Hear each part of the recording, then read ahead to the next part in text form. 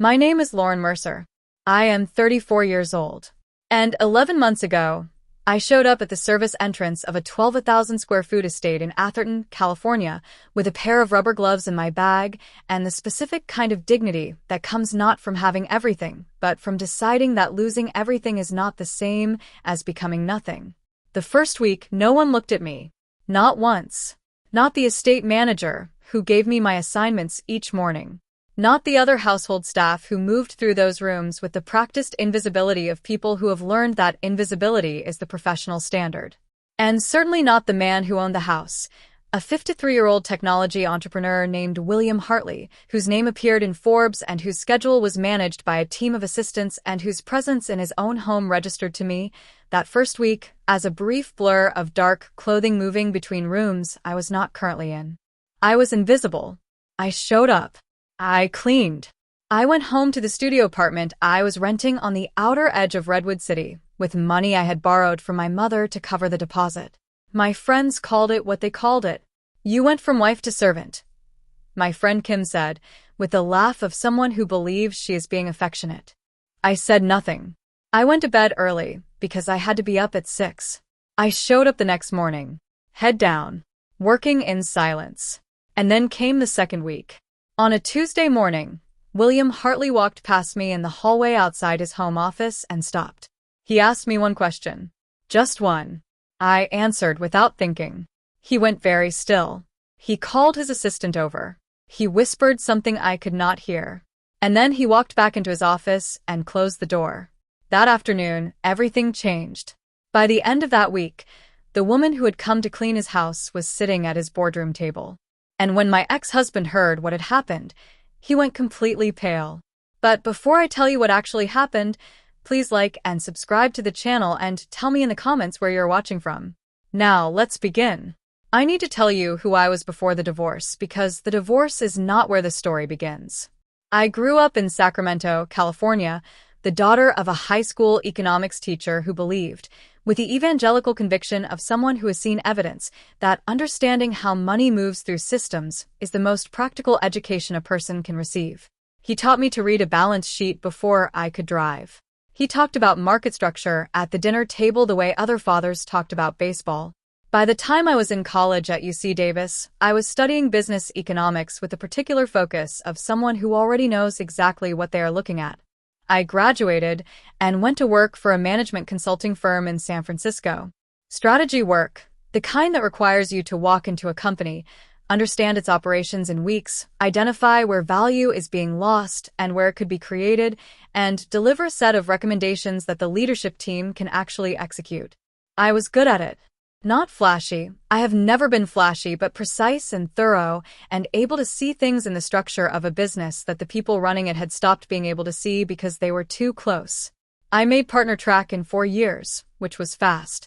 I was 30 when I met a man named Greg at a conference in San Jose, and slower than I should have been to recognize that his particular brand of confidence was insecurity in a good suit.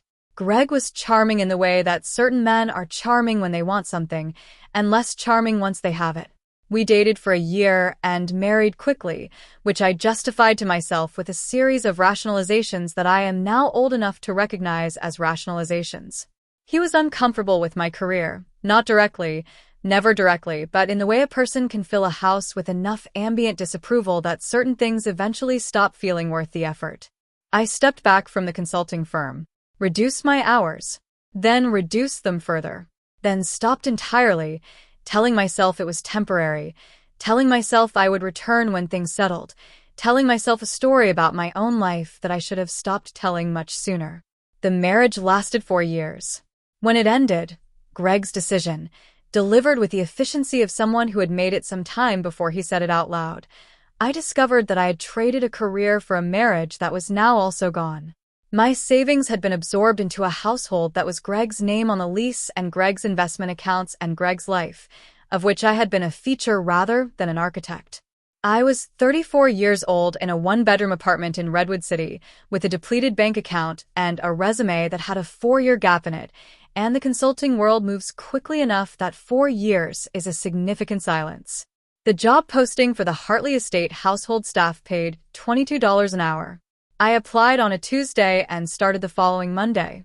The Hartley estate was the kind of property that requires a staff to maintain it not as a luxury, but as a practical necessity.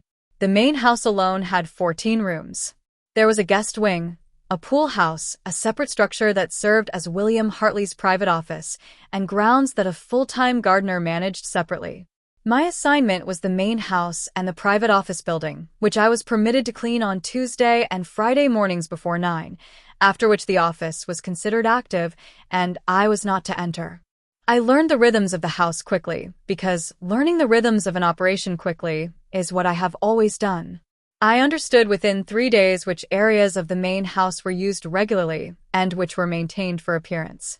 I understood that the estate manager, a meticulous woman named Patricia, ran the household with a precision that I respected professionally even as it operated at a scale entirely different from my previous work.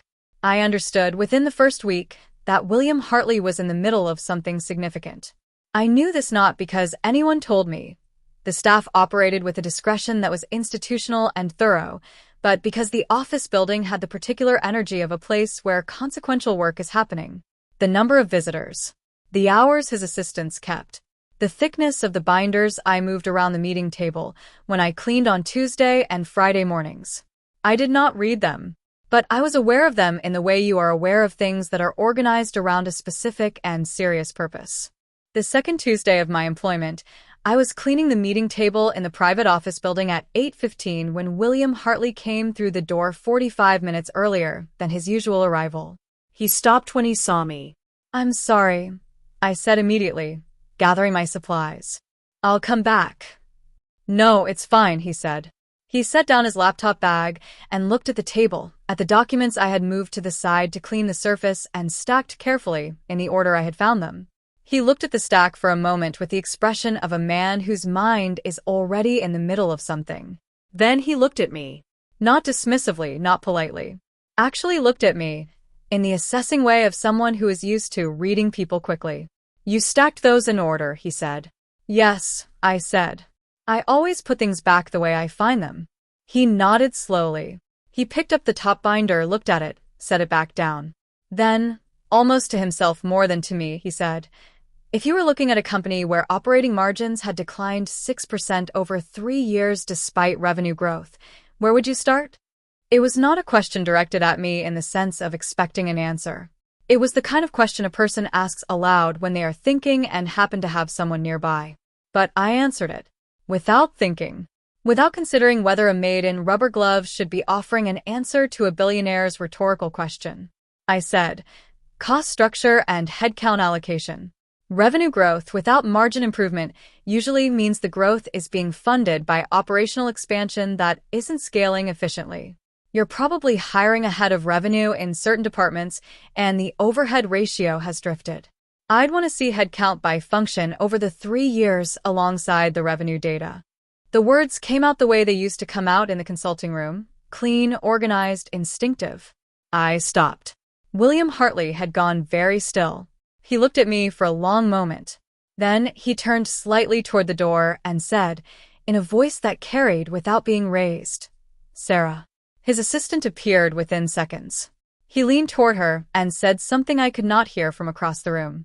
Sarah looked at me briefly, not unkindly, just with the rapid professional attention of someone receiving and processing a new instruction. Then she nodded and left. "What's your name?" William Hartley asked me. "Lauren Mercer." "How long have you been working here?" 1 week and 1 day. He picked up his laptop bag. "Thank you for the insight," he said. And he walked into his inner office and closed the door.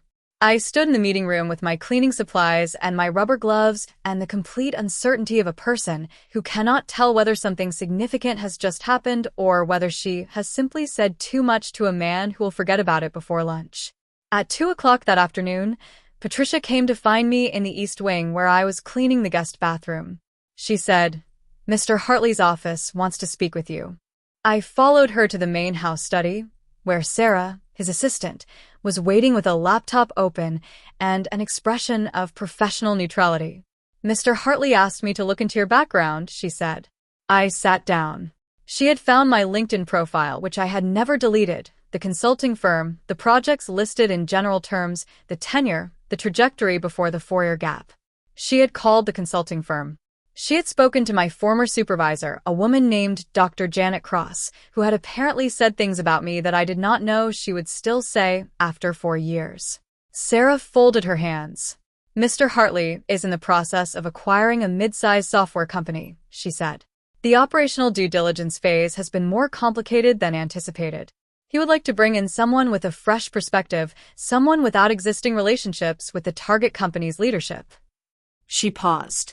He would like that to be you. On a consulting basis, starting immediately. The rate would be commensurate with senior consultant market rates in the Bay Area. She named a figure.